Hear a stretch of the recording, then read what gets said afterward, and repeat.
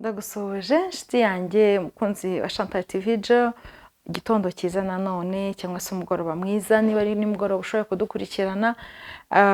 Uyu munsi ni umunsi nanone mwiza, waramutse igitondo gisa neza, wenda sinzi wowe ariko ndizera ko mumeze neza kandi no kuri ndabashimira support yose. Nimba koko ibi bintu bigufitiye umumaro, ntago ari ngiye usapotinga gusa, nawe byaka bifite umumaro munini cyane, uko nicyo cyonyine gituma umuntu afata inshingano cyangwa se afata umwanya akavuga ngo reka nanjye ntanga umusanzu wanjye mu byo afitemo ubumenyi. Wenda ibyo ngiye kuvuga rimwe na rimwe hari igihe waba ufiteho amakuru, kuko ngiye kuvuga uyu munsi ujya utinyuka kuganira mu ruhame. Abantu benshi bize ngo kuganira mu ruhame ni ibintu bafata nk'ibintu bisanzwe, ariko burya ni muri navuga ko ntabwo ari ibintu byoroshye, twibukiranye kera tukiga, wenda ushobora kundeba uri umunyeshuri wiga amashuri yisumbuye, ushobora kundeba uri umunyeshuri wiga muri kaminuza, ushobora kubundeba wenda uri umukozi ahantu, cyangwa se uri umuntu wikorera. Abantu bikorera dukunze kubabona nk'abantu nyine baba bari muri business and so on, cyangwa se business zidasaba kuhura n'abantu wenda ngo bisaba ko hari presentation wakora. Hano iwacu muri Chantal TV Jo twavuze ko hari ibintu by'ingenzi umuntu agomba kwimenyaho ndetse akaguka. Muri iyo case ya self discovery no kugira skills zatuma tuba developed cyangwa se tuba expanded, niyo noneho iyi ngingo tujemo. Niyo mpamvu mvuze ngo ujya ushobora kuvugira mu ruhame. Hari utuntu tugize nka muri turindwi tips zatuma ushobora kuvugira mu ruhame ugatinyuka kandi ukabikora very good. Number 1 cyangwa se ikintu cya mbere nshaka dutekereza, nimba hari ubwoba bujya bukuzamo, nimba hari ibintu byinshi kuza mu mutwe, mbanza mastering uvuge ngo my ideas matters, cyangwa se igitekerezo cyanjye nicyo kintu gikomeye cyane gitumye ngiye kuvuga. Hari ukuntu umuntu ajya kuvuga ukabona ari gushekinga, ukumva hari ibintu kuzamuka, ariko utagira ngo ni wowe wenyine bibaho, nabo bamenyereye kuvuga baho. Kuko umuntu ugiye guhagarara imbere cyangwa abantu ugiye guhagarara imbere ntabwo ari ihene. Uzareba ugiye imbere y'ihene ko ntabwo bugira ko wari washekinga uri imbere y'inkoko, wari washekinga uri imbere y'ihene. Abantu bafite igitinyiro, ntabwo guhagarara imbere y'abantu cyangwa guhagarara imbere y'umuntu ari ibintu bisanzwe, ku buryo hari change, hari ikintu wumva mu buzima bwawe cyahindutse. Niyo mpamvu ugiye guhagarara imbere y'umuntu urenze umwe babiri, kubera icyo kintu kimeze nk'aho ari kinini kibaye ko umwe babiri batatu bane batanu. Niyo mpamvu inama bagira abantu bavuga ngo utangirira ku bantu bake.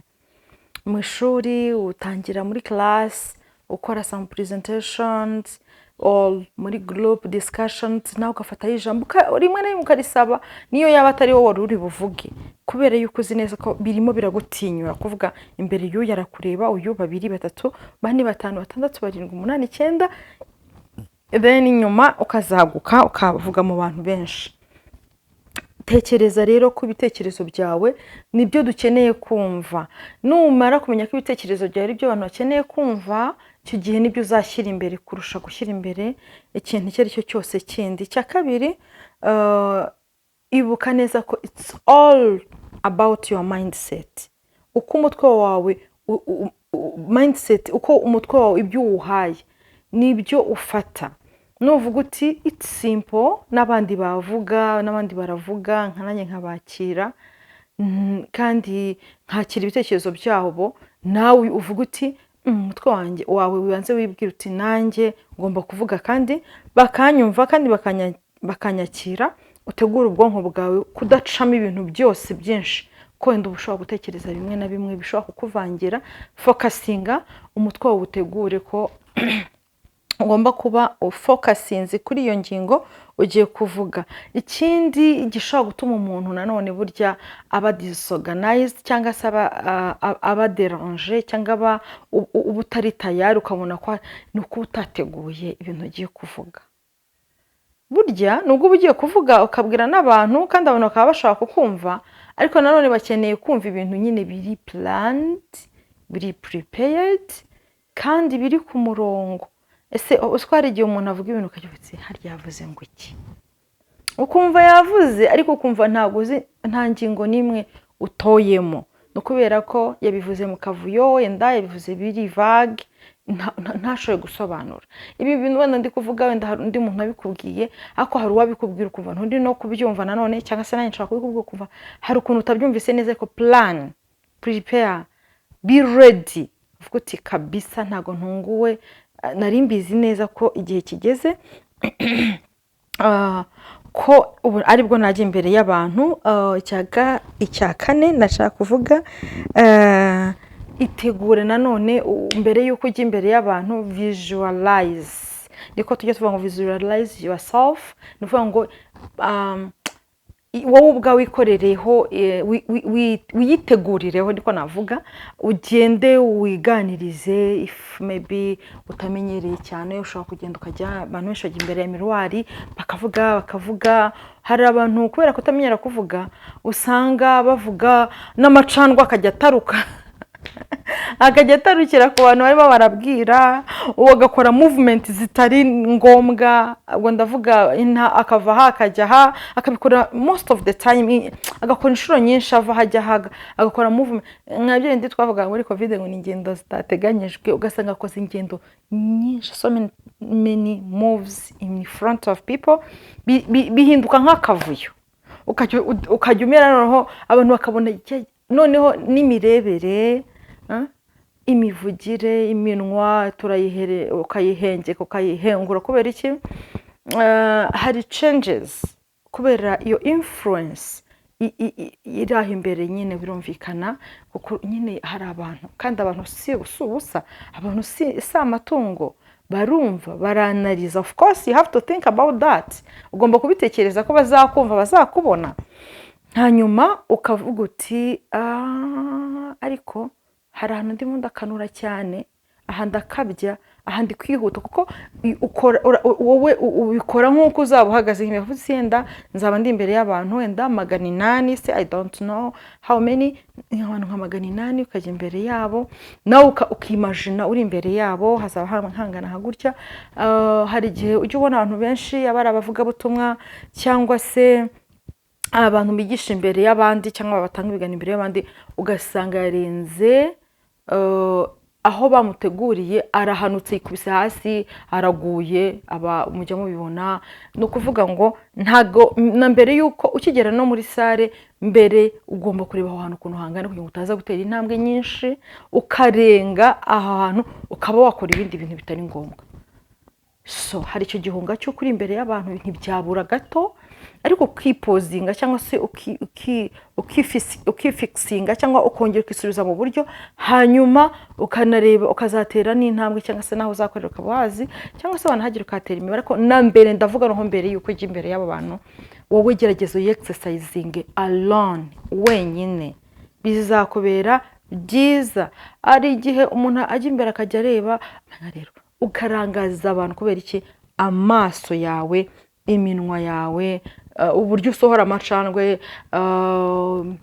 Ngivuga ngo hari abarimo batwigishije kera, hari abarimo batwigishaga umwarimu akabacira amacandwe akabarengeraho akabuzuraho, kubera nyine ntago ari gukontorora ibintu bye. Ibindi ugasanga rimwe na rimwe uri gukora ama gestures cyangwa se ibimenyetso byinshi, ugasanga byabaye bibi. Iyo ugiye imbere ya miruwari, most of the time igihe utamenyereye, kora utwo tuntu two kwimenyereza. Ukavuga uti hari igihe usanga wishima, wenda ukunda kwikora mu gutwi, mu mazuru, wikuraho amacandwe imbere y'abantu, nta kantu wagendanye, ibyuya bikakurenga, nta kantu ko kwihanagura, ukabura urabihanaguye, ukabubisize ku myenda. Izo movements zose abantu barazikauntinga barazireba ugasanga cya kindi twatanyiriyeho cy'ibitekerezo ntabwo bari kumva ibitekerezo byawe ahubwo bumiwe babaye shocked. Okay, nari mvuze kwiganiriza cyangwa se kwicara ukisubiriramo ukagira n'umuntu wenda tuvugisha kutafite na miruwari nini ukabwira umuntu nyamuneka ngwino ntabara undebera ibintu ndi kuvuga nimba koko biri mu buryo. Hariho guseka akagukerereza ugomba kuba ufite abantu bagufasha. Hari ikindi ninjye kuva kuri relaxa cyangwa relaxations of the relaxations practice. Ujya ubona hari abantu ujya ubona nk'imbere ukabona afite nk'akantu arimo kugakanda cyane gashobora kumufasha kugabanya ubwoba. Hari usanga umuntu afashe kino gikumwe akabona aragikomeje ngo bifite ukuntu bigabanya ubwoba cyangwa se uko kuntu shake kujya imbere ugashakinga cyangwa ukabona nyine ko umuntu yagize ubwoba akatrambura. Twese ibyo bihe turabigira. Noneho wumve ko ubwoba bushobora kuza ubwonko nabwo bukaba déranger. Noneho amaso byandi byose twavugaga amacandwe n'ibikindi namuvuze atari ngombwa byose bitabyikora. Rero hari ukuntu umuntu ngahumeka akahumeka biri deep cyangwa se cyane bigabanya ubwo bwoba. Ikindi bajya bavuga cyangwa se natwe twagiye tugerageza natwe turagera ku rugero twavuga ahantu wenda nko muri za stade ntiturabikora ngo tuvuge ngo wenda twabishobora, ariko hari aho byibura bya byose umuntu aba ageze muri izo practices cyangwa se muri iyo exercice no kuvugira imbere y'abantu benshi. Hari ababanza guseka small smile cyangwa very simple smile ugasanga kagatumye uhumetsemo gutyo cyangwa se urasetsemo. Hari n'abatangira kwisuhurisha wenda umutima uri gutera ukaza gutuza. Utuntu tumwe na tumwe dushobora gufasha umuntu. Ikindi iyo yari ingingo ya gatanu. Ingingo ya gatandatu ni dressing code cyangwa se